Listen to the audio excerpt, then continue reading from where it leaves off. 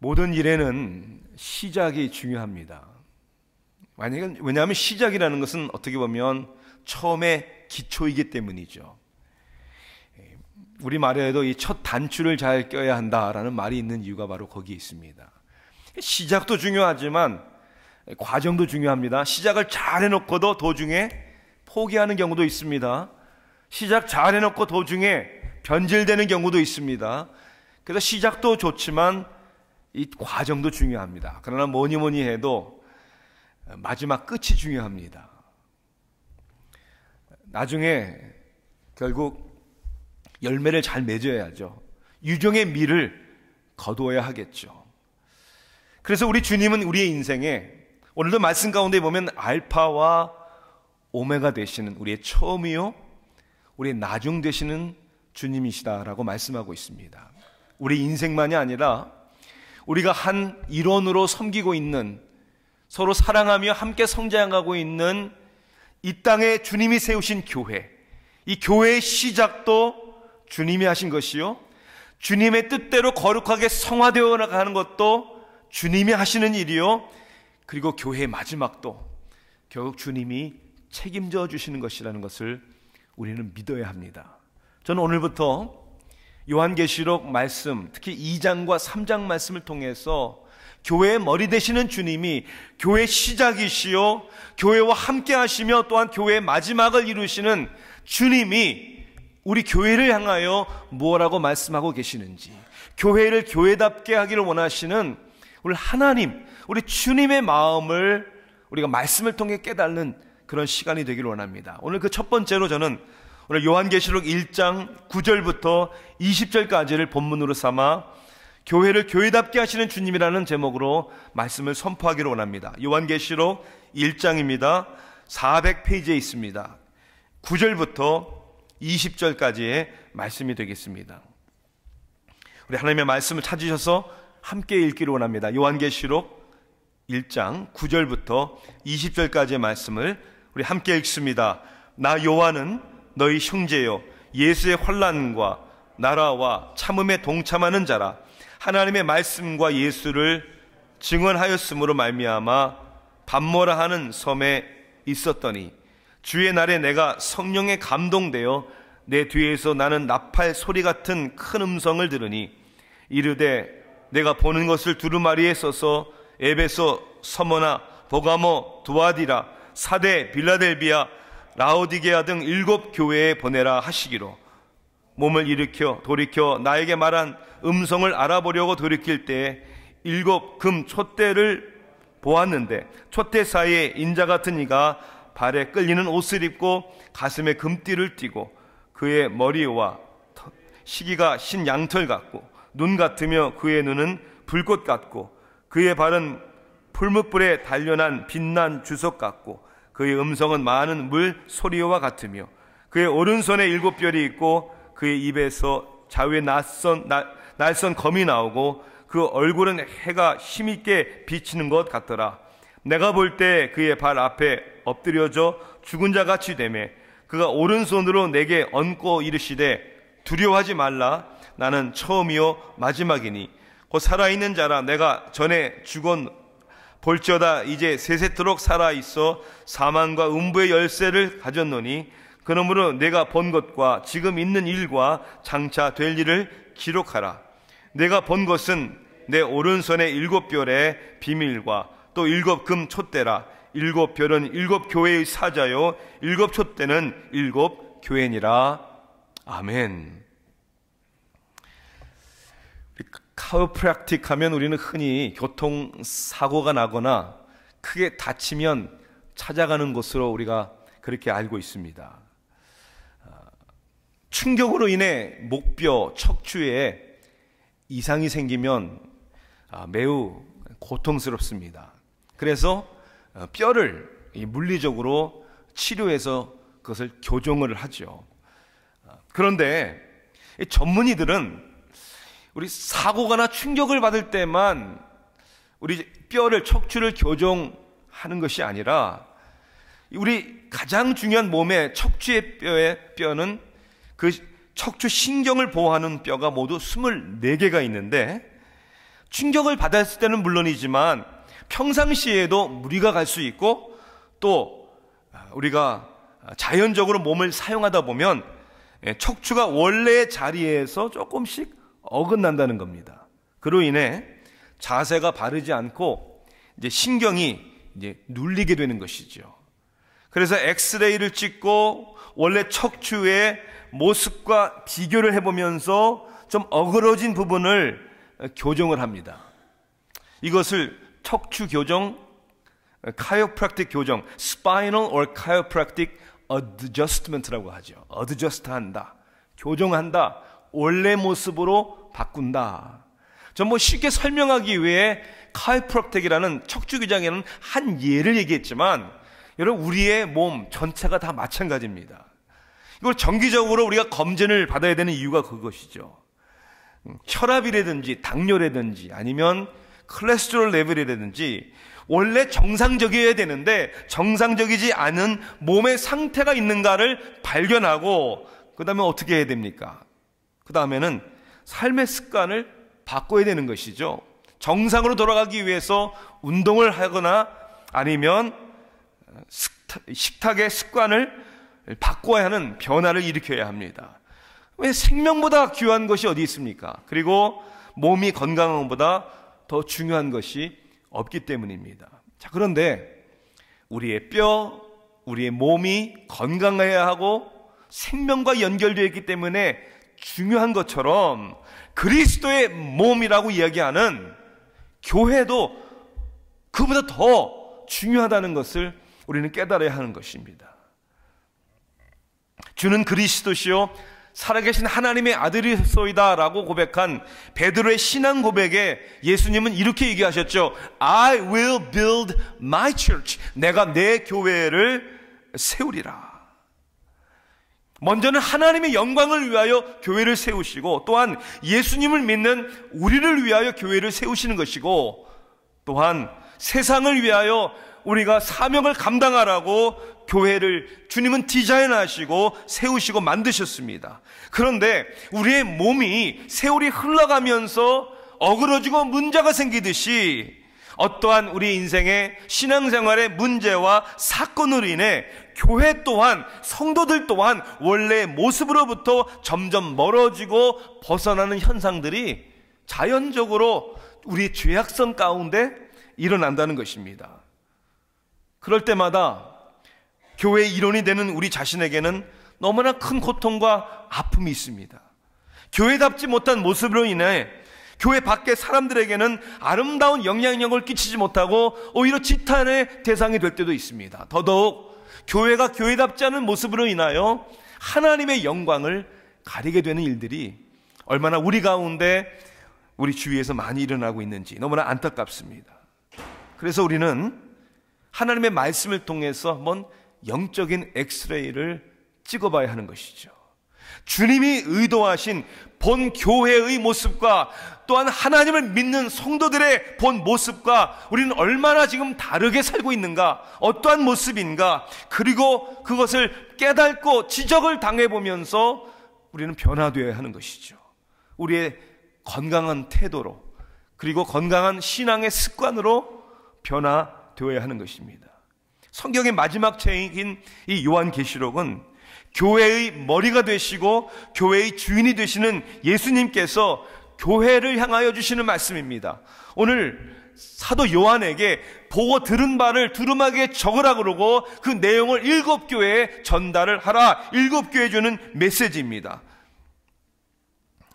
우리가 앞으로 8주 동안에 집중적으로 살펴보기를 원하는, 특별히 우리 2장과 3장은 7교회에 보내는 편지의 내용으로서 교회가 무엇이고 도대체 교회가 감당해야 할 사명이 무엇인지, 그리고 교회답지 않았던 그들의 모습이 무엇인지를 지적을 하고 회개를 요구하시는 말씀이죠.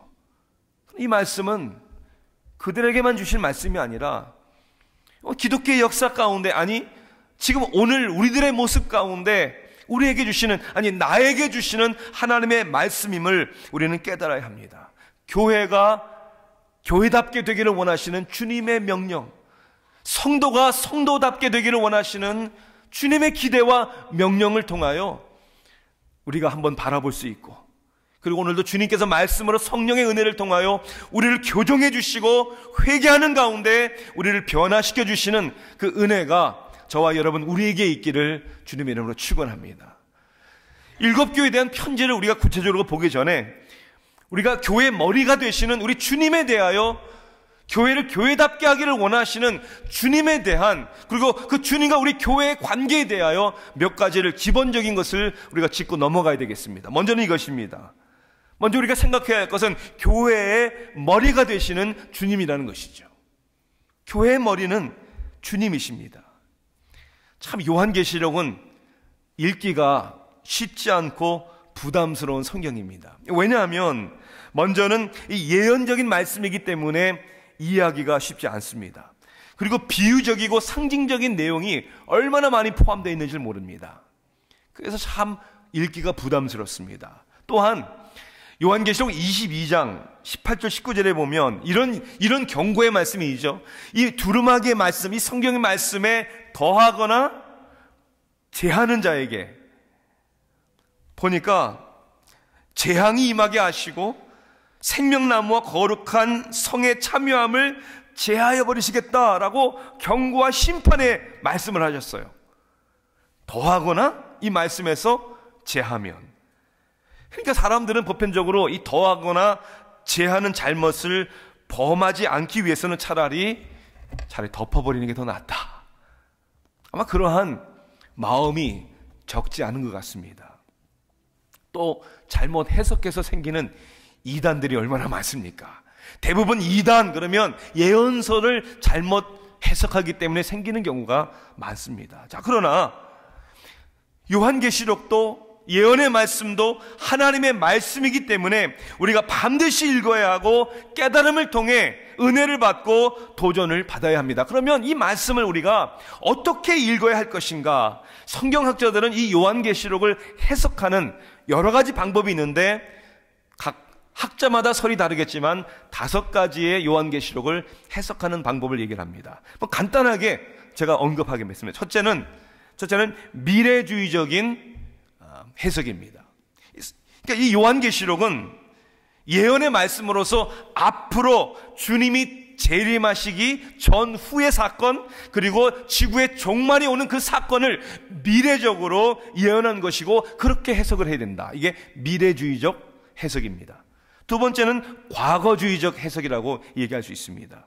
이 해석은 교회가 핍박을 받을 그 당시, 특별히 주 70년에 예루살렘 성전이 무너집니다. 큰 로마에 의해서 핍박을 받고 결국 5세기경까지 로마가 망하기 전까지 교회에 엄청난 핍박이 있었습니다. 그 역사, 그 당시와 그 로마가 통치할 그 당시의 일들을 얘기한 것이다. 그러니까 우리에게는 과거적인 일들이다. 그래서 과거적 해석이다. 이렇게 얘기를 하는 것이죠. 세 번째는 역사주의적 해석입니다. 이 역사주의적 해석은 이 요한계시록이 기록된 내용은 그 초대교회에서부터 주님이 재림하실 때까지의 언제인지 모르지만 그 주님의 그 역사 가운데 교회의 역사를 시대적으로 예수님이 예언하신 것이다. 그래서 교회적인 역사관으로 시대별로 세대주의적으로 이해하는 것이 역사주의적 해석입니다. 네 번째는 이상주의적 해석입니다. 이것은 요한계시록 읽을 때 이 예언의 말씀이 어떤 역사적이고 사실적이기보다는 초대교회로부터 지금까지, 아니 앞으로 주님이 오실 때까지 교회가 지속적으로 겪어야 하는 갈등, 그리고 교회가 지속적으로 싸워야 하는 영적인 전쟁의 일들을 의미적으로 우리들에게 깨닫게 해주시기 위하여 주신 것이다. 어떤 역사적인, 어떤 예언적인 그런 의미보다는 우리가 영적인 갈등과 영적 싸움 가운데 어떻게 말씀을 깨닫고 우리가 어떻게 승리할 수 있을까? 의미적인 것을 중요시 여기는 해석입니다. 다섯 번째 해석은 절충주의적 해석입니다. 말 그대로 위에 네 가지의 미래주의적, 과거주의적, 역사주의적, 이성주의적이라는 내용이 요한계시록에 다 있다는 거예요. 물론 한 곳에 치우치거나 빠지면 안 되지만 이 네 가지의 의미가 어떻게 보면 다 있을 수 있다. 라고 해석을 하는 절충주의적인 겁니다. 우리는 어떻게 해석을 해야 될까? 아마 이 방법만이, 이 해석만이 맞습니다 라고 할 수는 없겠죠. 그러니까 저는 어떤 의미에 보서는 5번 절충주의적 해석에 저는 마음을 많이 주는 편입니다. 역사적인 것도 있겠고, 예언적인 것도 있겠고, 의미적인 것도 있겠고. 자, 그런데 중요하지만 역사도 중요하고 앞으로 어떤 일들이 일어날 것인가는 예언적인 것도 중요하고, 종말에 우리가 어떻게 준비하고 어떻게 살아야 하는 것도, 우리의 행위도 중요하지만 교회의 머리가 되시고 역사를 주관하시는 예수 그리스도를 바라보는 것이 가장 중요하다는 거예요.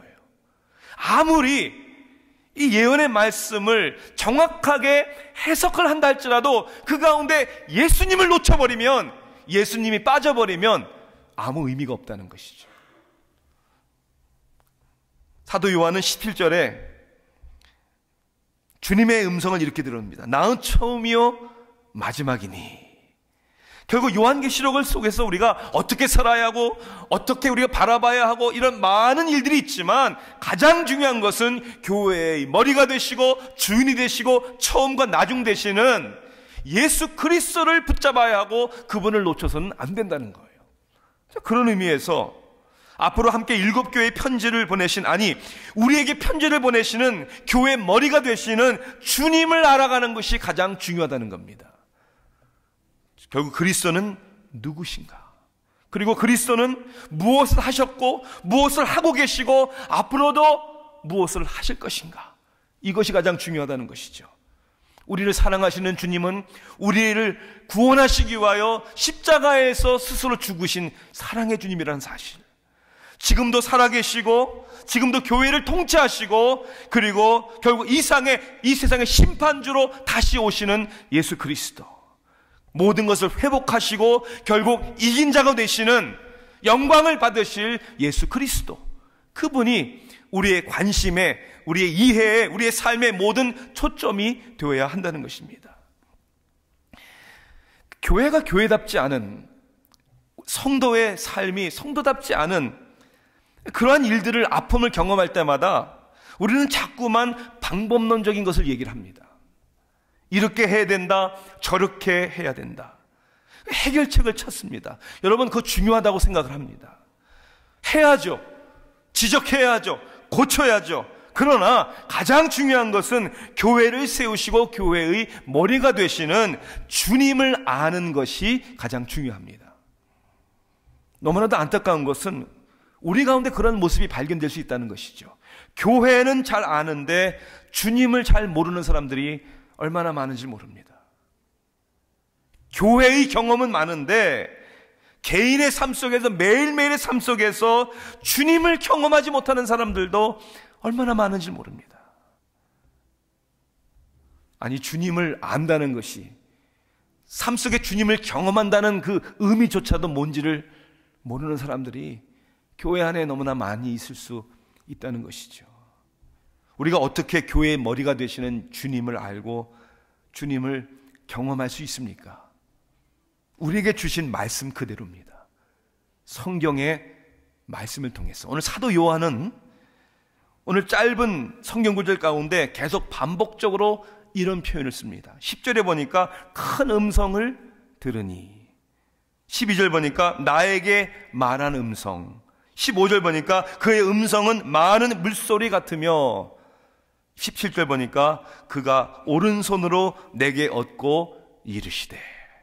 여러분, 상상을 할 수 있습니까? 밤모섬에 갇혀있는 지금 사도 요한이 엄청난 많은 환상과 비전을 보았지만 가장 중요한 것은 자기에게 말씀하시는 주님의 음성을, 자신에게 오른손을 얹으시는 주님의 음성을 듣고 경험하고 있다는 거예요. 이게 중요합니다.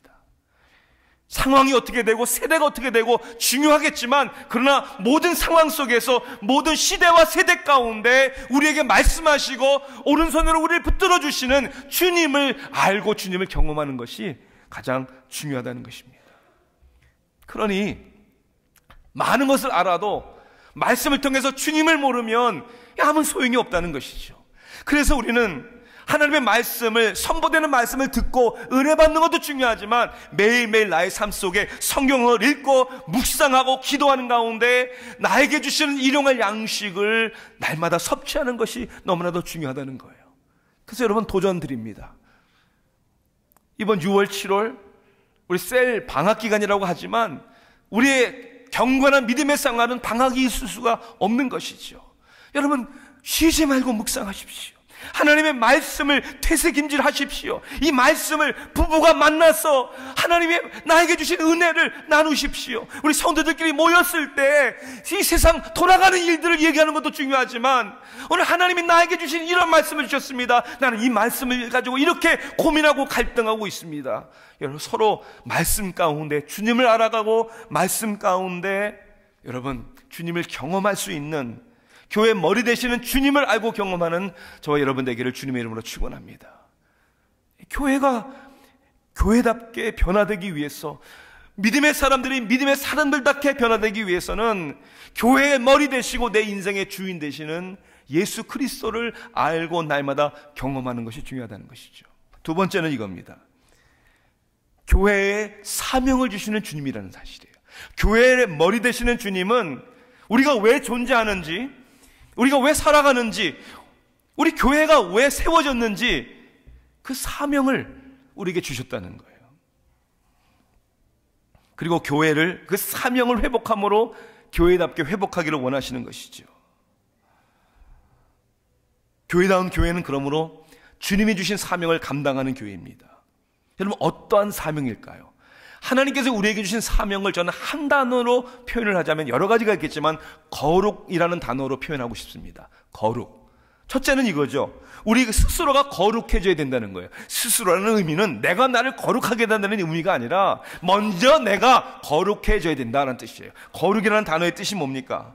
구별되다, 다르다라는 의미를 가지고 있어요. 교회라는 에클레시아라는 헬라어 단어도 부름을 받아 나온 그런 뜻 아닙니까?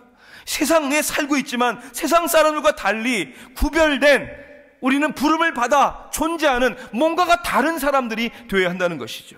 우리들의 신분이, 우리 아이덴티티가 달라진 거예요. 우리들의 삶의 가치관이 달라진 것입니다. 우리의 삶에 추구하는 비전과 의미가 달라진 것이죠.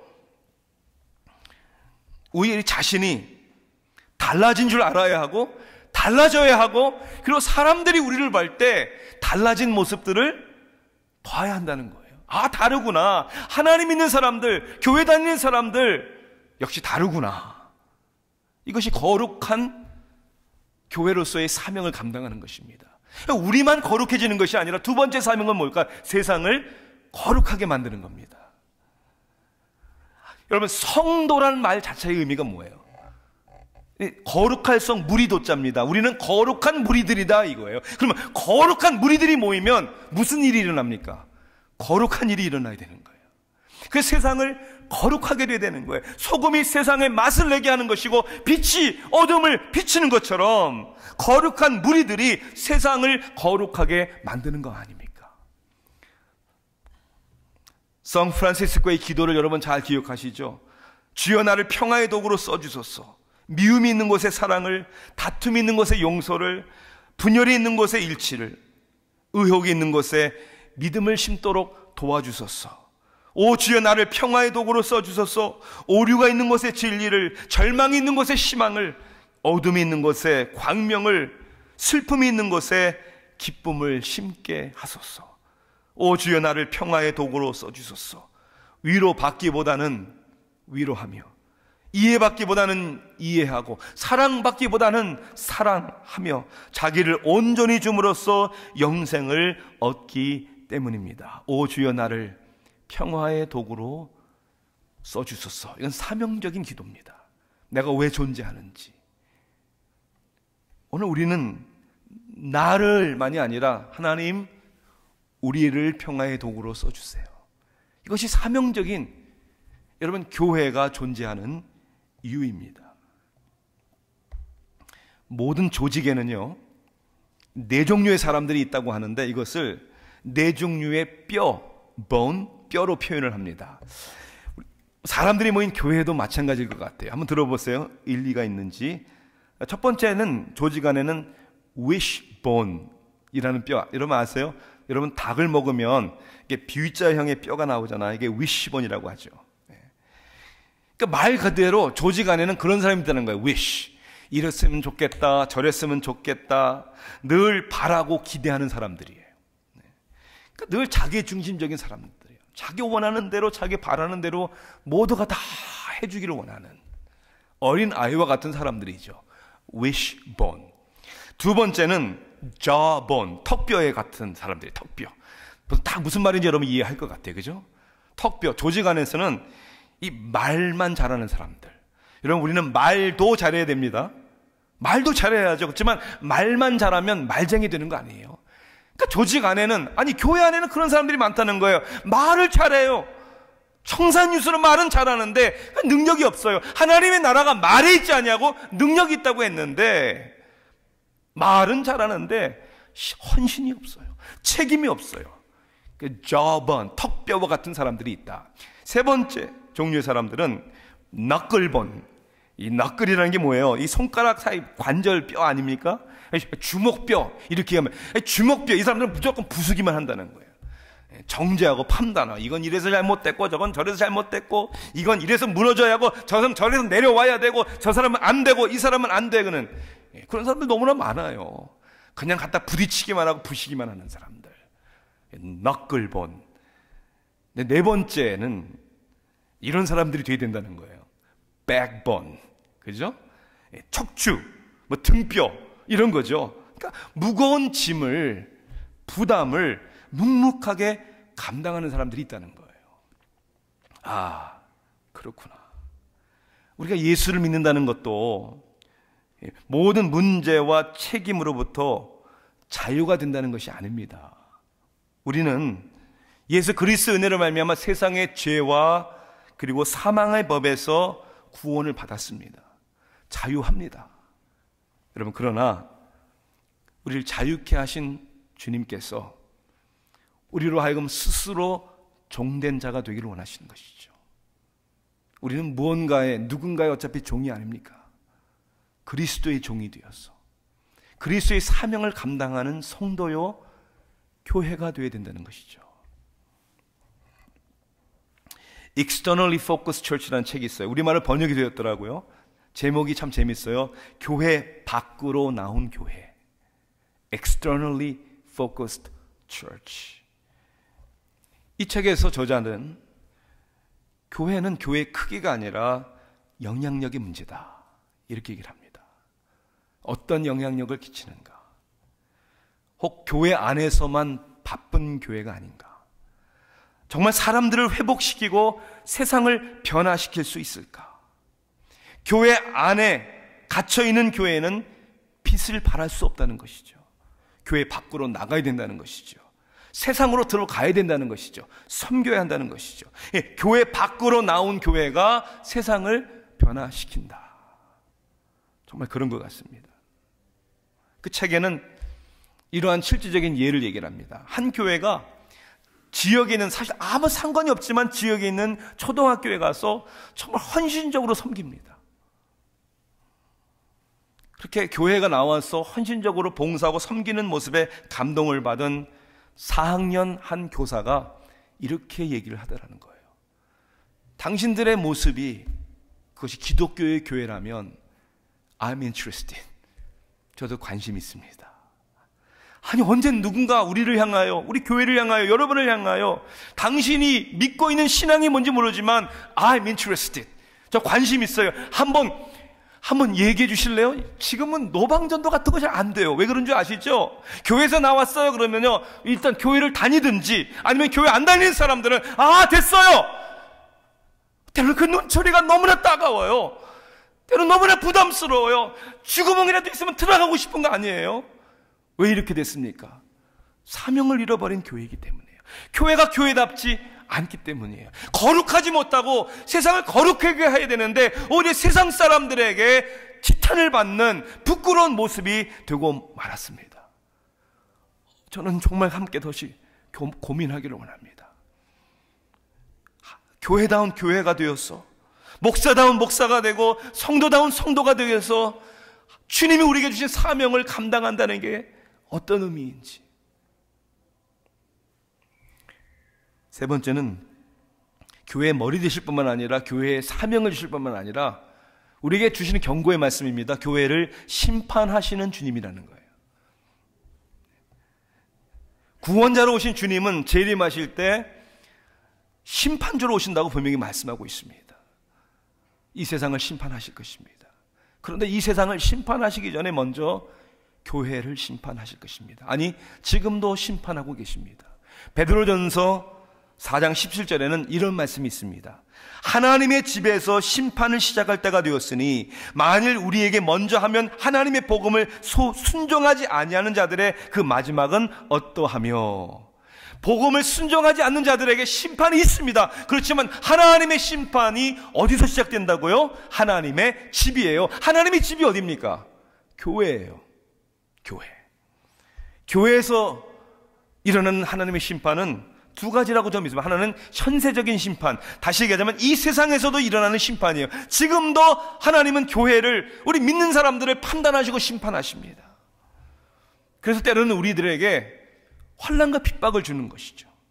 우리를 정결케 하시기 위해서입니다. 여러분, 그렇지 않습니까? 그냥 세우신 걸로 만족하지 아니하시고 그리스도의 형상을 닮아가기 위하여 지금도 교회를 하나님은 테스팅하시고 심판하시는 거예요. 가정에서, 특별히 부부의 관계에서 여러분, 때로는 우리 삶 속에 서로 부딪히고 어려움이 있습니까? 없습니까? 많아요. 엄청나게 많습니다. 저도 보니까 지난 이틀 전에 제 아내와 결혼한 지 27주년이더라고요. 아이고, 27년을 돌아보니까 행복한 순간들도 많았지만 힘들고 다툰 순간들도 많았더라고요. 아직 멀었지만 부딪혔고 부족했고 지금도 부족하고 부딪히고 앞으로도 그런 일들이 일어나겠지만 여러분, 그런 일을 통해서 서로가 상처받는 것이 아니라 성화되어 가고 하나가 되어야 되는 것이죠. 그래서 우리 인생에 고통과 아픔과 하나님의 심판하심과 하나님의 우리를 테스팅하심을 우리는 부담스러워하거나 거부해서는 안 되는 것이죠. 여러분, 절대로 신앙생활, 교회생활 좀 힘들다고 어렵다고 포기하시거나 주저앉거나 도망가시거나 잠수 타시거나 방학하거나 졸업하시거나 은퇴하시거나 이러지 마세요. 교회를 주님이 세우셨습니다. 교회의 머리 되시는 분이 주님이십니다. 주님이 포기하지 않는 이상 그 누구도 절대로 포기해서는 안 됩니다. 그리고 오히려 우리를 성결케 하시는, 정말 알곡과 쭉정이가 무엇인지를 주님이 구별하는 거죠. 주님은 지금도 판단하고 계십니다. 저는 내세적인 심판도 있다고 믿습니다. 왜요? 가짜가 있기 때문입니다. 교회 안에도 가짜가 있어요. 아니, 우리 목사들에게도 가짜가 있을 것입니다. 두렵고 떨리는 마음으로 살아야 하는 것입니다. 여호와의 증인과 제가 여러 차례 대화한 적이 있습니다. 물론 저는 그분을 전도하려고 했고 그분은 분명히 저를 전도하려고 했을 거예요. 네, 정말 대화 잘 안 되더군요. 그런데 제가 그분이 한 얘기가 정말 제 마음에 미안하지만 도전 많이 받았어요. 제가 이런 얘기를 하더라고요.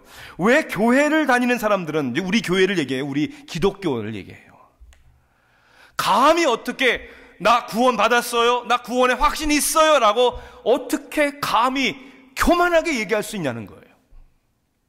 여러분 잘 들으세요. 자신의 친척 중에는 한국의 장로님이 한 분 계시는데 정말 너무 덕이 안 되고 집안 사람들 가운데서도 덕이 되지도 않고 손가락질 받는 그런 분인데 교회 장로님이고 나는 구원받았다 이렇게 얘기한다는 거예요.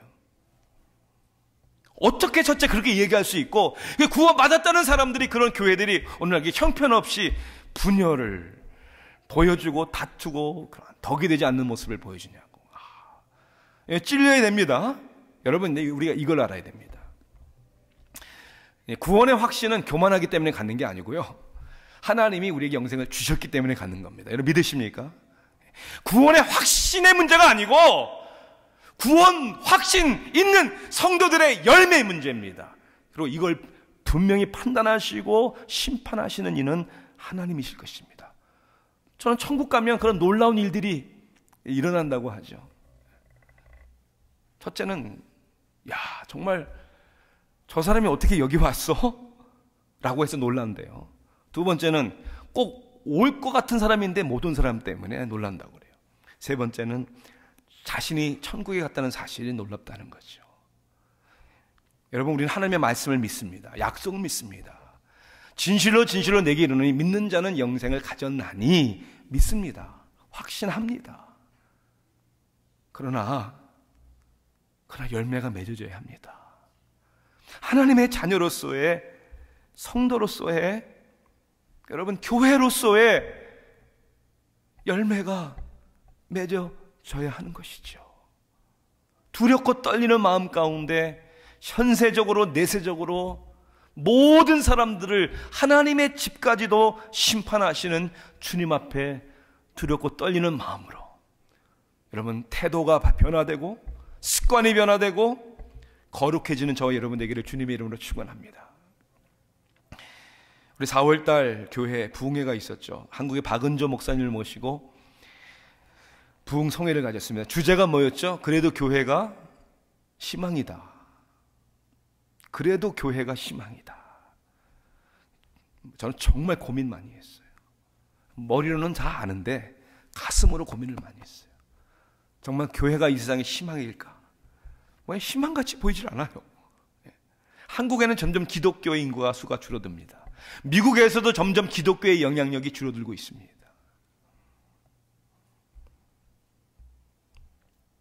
정말 교회가 희망일까? 결론은 당연히 교회가 희망입니다. 그리고 교회가 희망이 되어야 합니다. 교회가 교회다워지기 시작할 때 여러분 어떤 것보다도 강력한 역사의 힘이 될 것입니다. 여러분 문제는 뭐예요? 우리에게 머리 되시고 우리에게 사명을 주시고 우리를 심판하시는 주님 앞에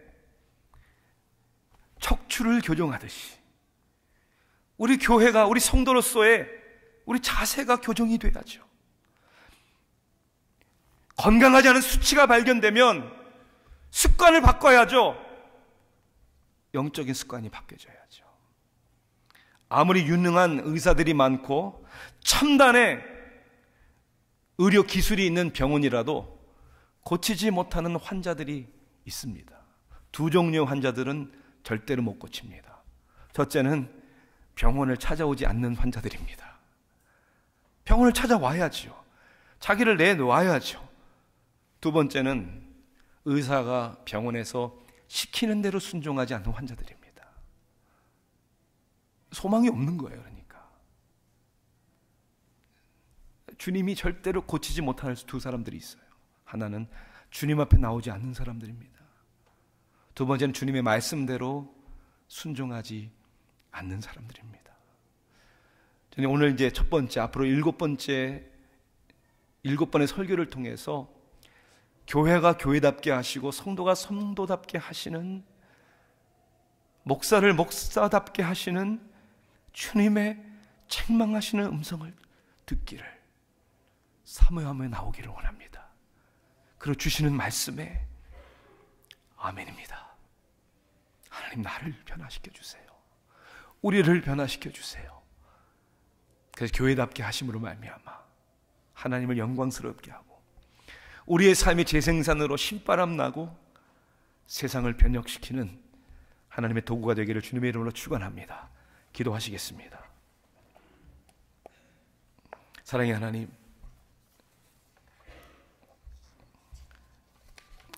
주님 앞에 나옵니다. 부끄럽지만 형편없는 컨디션이지만 한 발자국도 앞으로 디딜 수 없는, 아니 우리 신앙을 보니 주저앉아 있는, 될 대로 되라고 어떻게 보면 포기해버린 하나님, 우리의 믿음을 다시 한번 소생시켜 주시고 주님이 이 땅의 희망이요 주님이 세우신 교회가 아직도 희망이라고 그리고 그 희망의 공동체 일원으로 나를 부르셨다고 발견할 수 있는, 그리고 그런 삶을 살 수 있도록 도전할 수 있는 아버지, 우리가 다시 한번 되게 하여 주시옵소서. 예수 그리스도의 이름으로 간절히 기도하옵나이다. 아멘.